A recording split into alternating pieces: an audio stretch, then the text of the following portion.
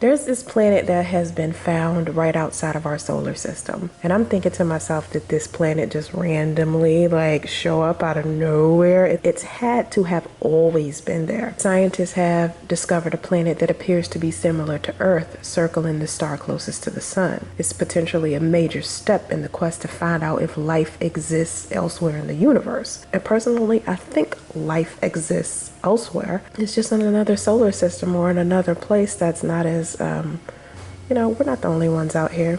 In relative proximity of the planet, known as Proxima b, it gives scientists a better chance to eventually capture an image of it to help them establish whether it has an atmosphere and water, which is believed to be necessary for life. What they're trying to reveal is that the atmosphere contains telltale chemicals of biological life. The planet is located about 4.2 light years from Earth, or 25 trillion miles, 40 trillion kilometers, and it's the closest of some 35,000 planets that have been discovered beyond the solar system since about 1995. And this planetary system is much closer than any other that we know. When I think about other planets and stuff, there's this independent film I love.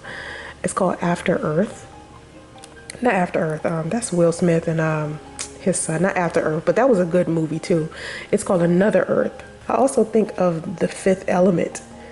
You've had to see The Fifth Element with Bruce Willis. I love that movie. Chris Tucker is in it too. It's really, really funny. But Another Earth came out in 2011. It's a science fiction drama. This really, really smart girl named Rhonda, she was 17 years old. She spent her life fascinated by astronomy. And she wanted to get accepted at this college called MIT. One night she drinks with her friends out at this party and got intoxicated. And while she was listening to this story on the radio, she heard how recently there was a planet that was discovered that was Earth-like.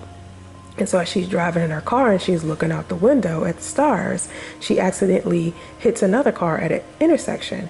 And she puts this guy into a coma and ends up killing his pregnant wife and his son. No one told the guy, who his name happened to be John, no one told John what her identity was. And after serving time in a juvenile prison for hitting this man, she served time for 4 years. And once she is released, she becomes a janitor at a school. And while she's cleaning up at this school, she hears more news about this planet and how it's a mirror of the Earth. And she goes to John's house after he's recovered. He's recovered now. It's been 4 years. And she was thinking about apologizing to him. Once he answers the door, she kind of gets nervous and decides that that's not what she wants to do. And she pretends to be a maid who's offering a free day of cleaning as a marketed tool for a New Haven-based maid service. She comes to find out that John, who is actually a musician at Yale, is living in a depressed and nasty way. So she's like, let me just clean up his house. So she keeps returning and cleaning his house and caring for him. And they start to build this friendship. And John still doesn't know. And then they become romantically connected to each other on an intellectual and compatible way. Rhonda decides she wants to enter this essay contest that is sponsored by an entrepreneur who is a millionaire. And he's offering a space flight to the newfound planet, which is a mirror of Earth. Her essay was selected and she is chosen to be one of the first explorers to travel to Earth. And so Rhonda tells John that she won and he asks her not to go. So once he asks her not to go, she tells him, hey, I'm actually the woman who hit you and killed your wife and son. And he's so upset, he almost kills her. He basically kicks her out of the house in a way that is just wow. So anyway, she goes home. She hears a scientist talking about how the citizens on the mirror Earth are identical to the ones on the planet that she's on already in every way until the moment that they learned of each other's existence. So from that point on, the identical people on the different Earths probably begin to deviate in small ways and changing their actions. Rhonda realizes that her identical self on the other Earth may not have been caused by the accident that she had when she hit John and his family. So Rhonda goes to John's house. He refuses to listen to her. So she breaks into his house and leaves him the ticket to Earth and telling him enough information to give him some kind of encouragement to go to the other planet and visit his wife and son. And so John takes the gift, and he's the first space traveler to go to this Earth.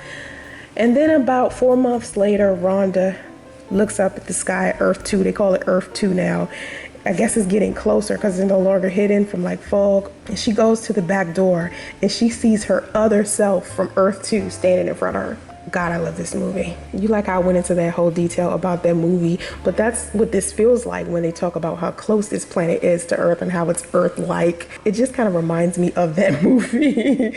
So if you haven't checked that out, that movie is good, actually. It's really, really, really good. I remember there was this planet called Planet Nibiru or Planet X. I wonder if this is the same. Well, I guess it can't be the same planet because we're talking about NASA here. I'm sure they know the difference between Planet X or Nibiru, but people have always said that there was this planet called Nibiru that was really, really close. But a lot of people don't even know about this planet. A lot of people don't even bother to look up in the sky half of the time. At the place I used to live in, I could never see the sky as well as I do now. But now it's like where I live at, the sky is so clear. I believe that we must be elevated a little bit because the sun and the clouds and the sky look a lot closer than they do in other, areas that I'm in. So I believe that just where I am is a little bit elevated. If you have any video topic suggestions, please let me know. Follow me on all of my socials. Text hashtag Soncerae fan to 6788-563463 and be sure to check out Soncerae.com, okay? Have vision and stay focused. Bye.